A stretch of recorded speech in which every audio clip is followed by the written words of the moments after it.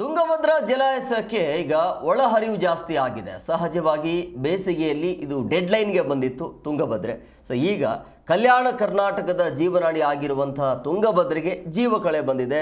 ತುಂಗಭದ್ರಾ ಜಲಾಶಯಕ್ಕೆ ನೀರಿನ ಒಳಹರಿವು ಜಾಸ್ತಿ ಆಗಿದೆ.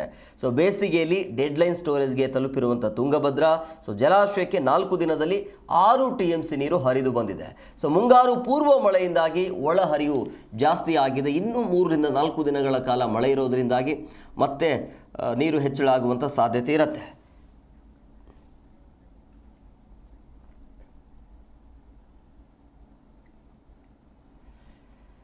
ಮುಂಗಾರು ಪೂರ್ವ ಮಳೆ ಆಗಿರುವಂಥ ಹಿನ್ನೆಲೆಯಲ್ಲಿ ಸದ್ಯ ತುಂಗಭದ್ರಾ ಜಲಾಶಯ ಎಷ್ಟರ ಮಟ್ಟಿಗೆ ನೀರು ತುಂಬಿಕೊಂಡಿದೆ ಅನ್ನೋದ್ರ ಬಗ್ಗೆ ನಮ್ಮ ಪ್ರತಿನಿಧಿ ಮಂಜುನಾಥ್ ಹಿರೇಮಠ್ ಪ್ರತ್ಯಕ್ಷ ವರದಿಯನ್ನು ಕೊಟ್ಟಿದ್ದಾರೆ. ಕೇಳೋಣ ಬನ್ನಿ.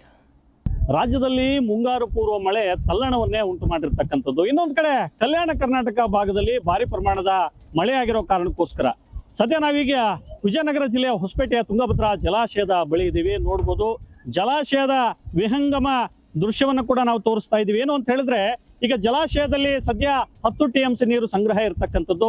ಕಳೆದ 4-5 ದಿನಗಳ ಕೆಳಗೆ ಕೇವಲ 4 TMC ನೀರು ಕೂಡ ಸಂಗ್ರಹ ಇತ್ತು. ಈಗ ಮಲೆನಾಡ ಭಾಗದಲ್ಲಿ ಭಾರಿ ಪ್ರಮಾಣದಲ್ಲಿ ಮಳೆ ಬಿದ್ದಿರೋ ಕಾರಣಕ್ಕೋಸ್ಕರ ಸುಮಾರು 10 TMC ನೀರು ಕೂಡ, ಅಂದ್ರೆ ಒಟ್ಟಾರೆಯಾಗಿ 10 TMC ನೀರು ಕೂಡ ಜಲಾಶಯದಲ್ಲಿ ಸಂಗ್ರಹ ಇರತಕ್ಕಂಥದ್ದು. 3 ರಾಜ್ಯ 8 ಜಿಲ್ಲೆಗಳ ಜನಗಳ ಅಂದ್ರೆ ರೈತರ ಜೀವನಾಡಿ ಆಗಿರ್ತಕ್ಕಂಥ ತುಂಗಭದ್ರಾ ಜಲಾಶಯ ಈಗ ಜೀವಕಳೆಯನ್ನು ಕೂಡ ಪಡ್ಕೊಳ್ತಾ ಇದೆ. ಯಾಕಂತ ಹೇಳಿದ್ರೆ ಸುಮಾರು 1000 ಎಕರೆ ಪ್ರದೇಶದಲ್ಲಿ ಭತ್ತವನ್ನ ಬೆಳೀತಾರೆ ಈ ಭಾಗದ ರೈತರು. ಅದಕ್ಕೋಸ್ಕರ ಈ ವರ್ಷನಾದ್ರೂ ನಮಗೆ 2 ವರ್ಷದ ಅಂದ್ರೆ 2 ಬೆಳೆಗೆ ನೀರು ಸಿಗುತ್ತಾ ಅನ್ನುವಂಥದ್ದು ಕೂಡ ರೈತರು ಕೂಡ ಆಶಾದಾಯಕವಾಗಿ ಜಲಾಶಯದ ಕಡೆ ಮುಖ ಮಾಡಿರ್ತಕ್ಕಂಥದ್ದು. ಹಾಗಾಗಿ ಇನ್ನು ಹವಾಮಾನ ಇಲಾಖೆ ಕೂಡ 7 ಜಿಲ್ಲೆಗಳಿಗೆ ಕೂಡ ರೆಡ್ ಅಲರ್ಟ್ ಅನ್ನ ಘೋಷಣೆ ಮಾಡಿರ್ತಕ್ಕಂಥದ್ದು. ಹಾಗಾಗಿ 7 ಜಿಲ್ಲೆಗಳಿಗೂ ಕೂಡ ಮಳೆಯ ಪ್ರಮಾಣ ಕೂಡ ಹೆಚ್ಚಿಗೆ ಆಗಿರ್ತಕ್ಕಂಥದ್ದು.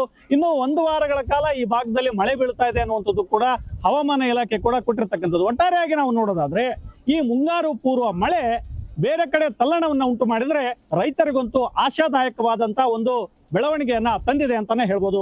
ವಿಜಯನಗರದಿಂದ ಮಂಜುನಾಥ್, ಜಿ ನ್ಯೂಸ್ ಕನ್ನಡ.